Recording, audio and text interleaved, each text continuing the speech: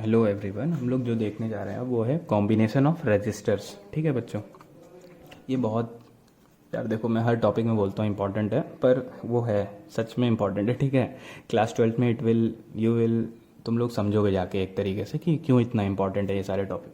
ठीक है, तो देखो, कॉम्बिनेशन ऑफ रजिस्टर्स अभी तक हम लोग क्या है, एक रजिस्टर के ऊपर उसका रेजिस्टेंस देखे, उसका रेजिस्टिविटी देखे। अब मान लो तुम्हारे पास बहुत सारे रजिस्टर हैं, तुम्हारे घर में एक ही चीज़ तो लगा नहीं है कि फ़ैन लगा है केवल। ठीक है, बहुत सारे कंडक्टर लगे हैं ना, एक तरीके से बहुत सारे अप्लायंसेस लगे हैं, लाइट लगा है, ट्यूबलाइट लगा है, फ्रिज लगा है। ठीक है, बहुत सारी चीज़ें लगी हुई हैं, बल्ब लगा है, ये है वो है, तो पूरा काफ़ी सारी चीज़ें हैं। तो उन सबको किस तरीके से लगाया जाए किसी इलेक्ट्रिकल सर्किट में, उसके दो तरीके होते हैं। एक होता है सीरीज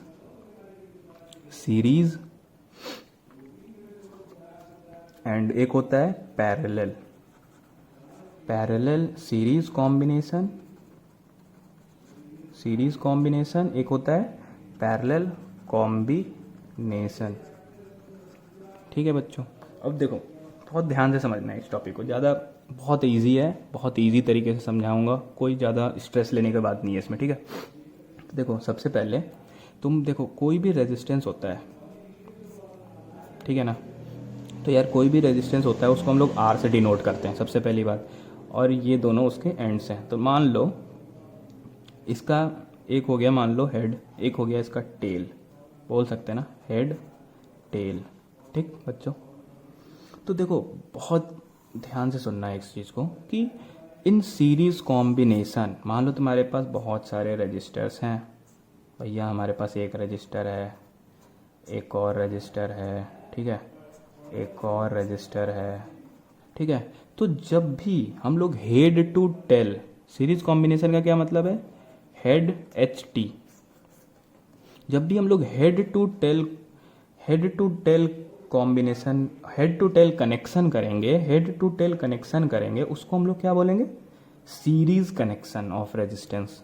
इसका देखो, ये हेड है, ये टेल है, तो इसका इस वाले का क्या, ये हेड है, तो हेड टू टेल, इसका हेड, इसका टेल, हेड टू टेल, फिर यहाँ पे अगर कुछ लगा दो तो हेड टू टेल। ठीक है, फिर इसके अक्रॉस हम लोग जो भी करें, यहाँ बैटरी लगा सकते हैं। ठीक है, हम चाहे तो यहाँ पे एक पोटेंशियल डिफरेंस लगा दें, तो क्या हो गया कि हमारे पास 3 रजिस्टर थे, ये तीनों क्या कहलाएंगे, सीरीज कॉम्बिनेशन। ठीक, अगर इस तरीके से लगे हैं रेजिस्टेंस कि हेड और टेल उनका एक दूसरे के साथ कनेक्टेड है। ठीक, अब मान लो तुम्हारे पास एक और तरीका है कनेक्ट करने का, तो हमारे पास कितने तरीके हैं, 2 तरीके। सीरीज में क्या हम लोग हमेशा देखेंगे कोई भी क्वेश्चन करते समय कि हेड टू टेल कनेक्टेड है कि नहीं, एक का हेड दूसरे के टेल से कनेक्टेड है कि नहीं। ठीक है, अपने मन में विजुलाइज करना है कि एक तरफ से हेड बोल दो, एक तरफ से टेल बोल दो अगर, और इस तरीके से वो दिखने चाहिए कि head to tail, head to tail, head to tail. ठीक, अब मान लो तुम्हारे पास कई सारे रजिस्टर्स हैं यार, ठीक, कई सारे रजिस्टर्स हैं। अब तुम्हारे पास इसका हेड है, इसका टेल है, इसका हेड है, इसका भी टेल है, इसका भी हेड है, इसका भी टेल है।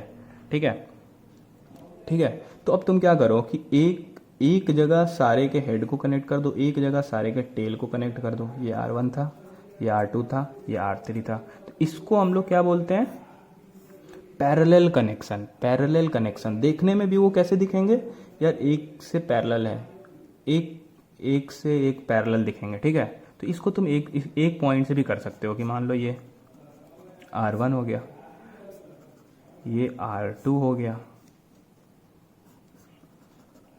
ये R3 हो गया, कोई दिक्कत नहीं, समझ गए ना। तो सबका हेड एक जगह हो जाए, सबका टेल एक जगह हो जाए भैया, तो हम बोल देंगे वो पैरेलल कनेक्शन है। अगर सबका एक का हेड, एक का टेल, एक का हेड, एक का टेल ऐसे कनेक्टेड है, देखो कभी भी ऐसा होगा क्या कि तुमको हम रजिस्टर दे दें, उन तीनों के मार्क कर दो, एक तरफ हेड बोल दो, एक तरफ टेल बोल दो। अब फिर हेड को टेल से कनेक्ट करो, केवल हेड को हेड से किसी के नहीं करना है, तो एक के हेड को दूसरे के टेल से कनेक्ट करोगे, अगर एक के हेड को दूसरे के टेल से कनेक्ट करोगे हमेशा, तो क्या होगा तुम्हारे पास बच्चों कि हमेशा क्या होगा कि वो सीरीज में कनेक्ट होंगे रेजिस्टर्स। ठीक है, और सबका हेड एक जगह, सबका टेल एक जगह कर दोगे तो वो क्या हो जाएगा, वो क्या हो जाएगा, पैरेलल में कनेक्ट हो जाएगा, पैरेलल कॉम्बिनेशन। ठीक, एक चीज़ तो ये होगी हमें। दूसरी चीज़ क्या है इसमें याद रखनी है हमको हमेशा, कि in series connections, in series connection, series combination, current flowing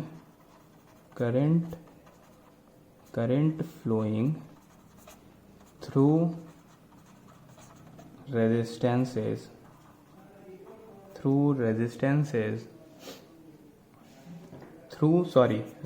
नहीं बच्चों, रेजिस्टर बोलते हैं इनको, इसको क्या बोलते हैं, resistor. Through resistors will be same.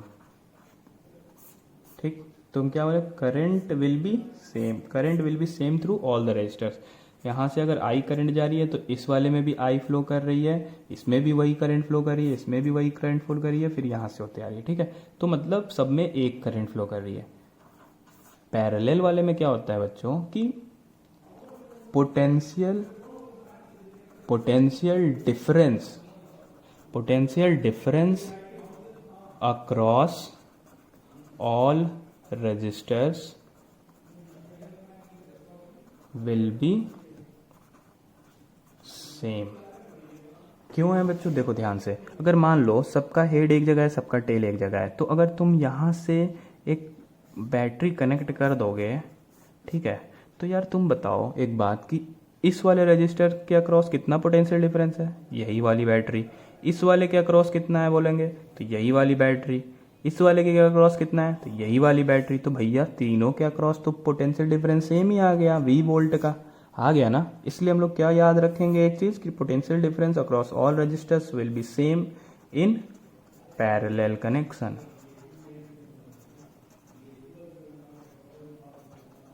ठीक है बच्चों, यहाँ तक हो गया। अब चलो एक एक को इंडिविजुअली पढ़ते हैं अच्छे से। ठीक है, हम लोग पढ़ेंगे अब ध्यान से।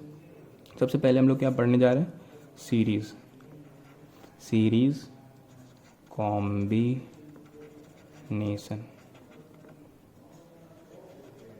Series combination. ठीक है, ठीक है बच्चों, इसका डेफिनेशन लिख लेते हैं सबसे पहले। व्हेन टू और मोर resistors are connected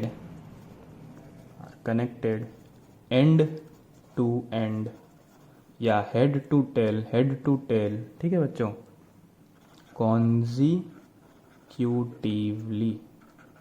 यार हेड टू टेल एग्जाम में लिखते नहीं हम लोग, लेकिन वो हेड टू टेल मैंने समझाने के लिए बताया है हम लोग कैसे लिखते हैं, डेफिनेशन इसलिए लिखवा रहा हूँ। ठीक है, consecutively, then combination is called series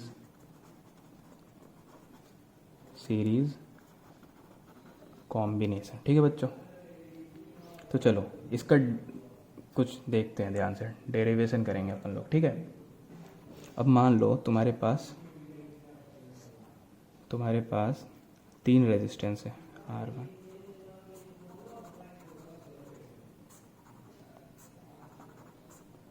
ठीक है, R3। ठीक है बच्चों, इसके अक्रॉस मैंने क्या किया, एक पोटेंशियल डिफरेंस के लिए एक बैटरी लगा दिया V वोल्ट का।